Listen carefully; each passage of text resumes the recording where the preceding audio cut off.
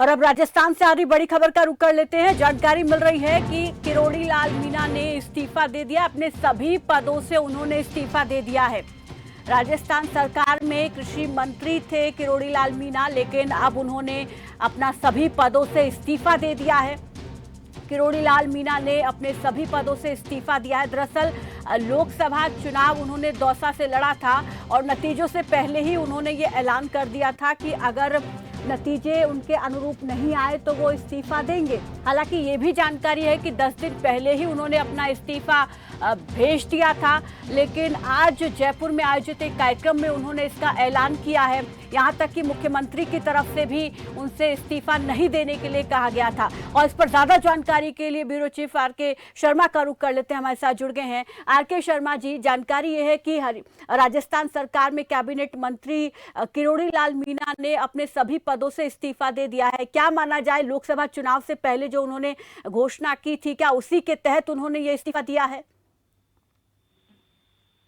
लोकसभा के दौरान मोदी जी वहाँ लोकसभा कार्यक्रम में दौसा आए थे, तो उन्होंने एक जबान दी थी मोदी जी को कि 7 जो है लोकसभा सीट इनकी थी, और जिनमें से 3 सीट ये हार गए। जो महत्वपूर्ण सीट जो है लोकसभा, करौली, भरतपुर, ये 3 सीट हारने के बाद ये जब वापस यहाँ लोकसभा यहाँ प्रधानमंत्री जब वापस दोबारा बन गए थे। जब राजस्थान की जो बात करें तो उन्होंने ये कहा था कि प्राण जाए पर वचन नहीं जाए, तो कहीं ना कहीं वो अपनी बात में अडिग है। और दूसरी बात प्रीति बता दूंगा, वो किसी भी सरकार में रहे वो ज्यादा दिन नहीं रहते, कहीं न कहीं उनकी मजबूरी होती है। और दूसरी बात, जब विधानसभा के दौरान जब यहाँ बीजेपी थी तो कहते कि किरोड़ी लाल सीएम बनेंगे, उस दौरान भी जब इनको मंत्री में ये इनको कृषि मंत्री दिया गया तो वो खुश नहीं थे, नाराज थे। वो चाह रहे थे कोई होम मिनिस्टर, होम डिपार्टमेंट हो या मेडिकल बड़ी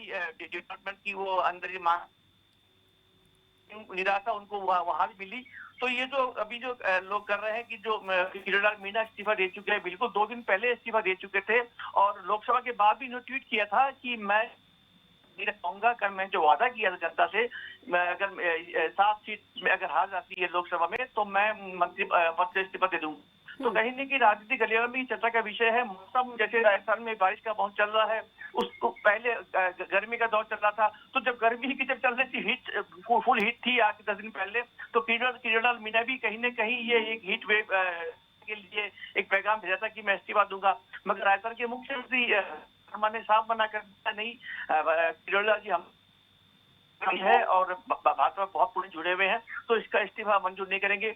मगर किरोड़ी लाल कहीं न कहीं इस बात पे कायम है। उनका ये कहना है दे चुका हूं, अब मंत्रिमंडल का मैं हिस्सा नहीं रहूंगा। जी प्रीति।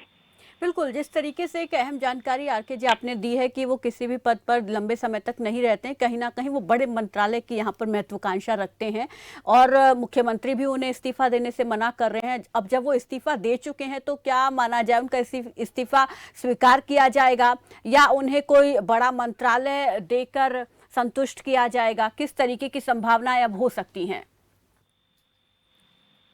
लाल की मैंने अभी बताया आपको, ये इस्तीफा दे चुके हैं, एक्सेप्ट न विधानसभा अध्यक्ष द्वारा एक्सेप्ट किया गया है, न पार्टी के प्रदेश अध्यक्ष सीपी जोशी द्वारा एक्सेप्ट किया गया है, न मुख्यमंत्री।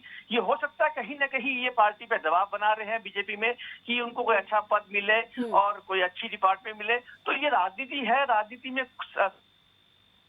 Nothing is impossible in politics. तो कहीं न कहीं ये दबाव की राजनीति भी कर रहे होंगे।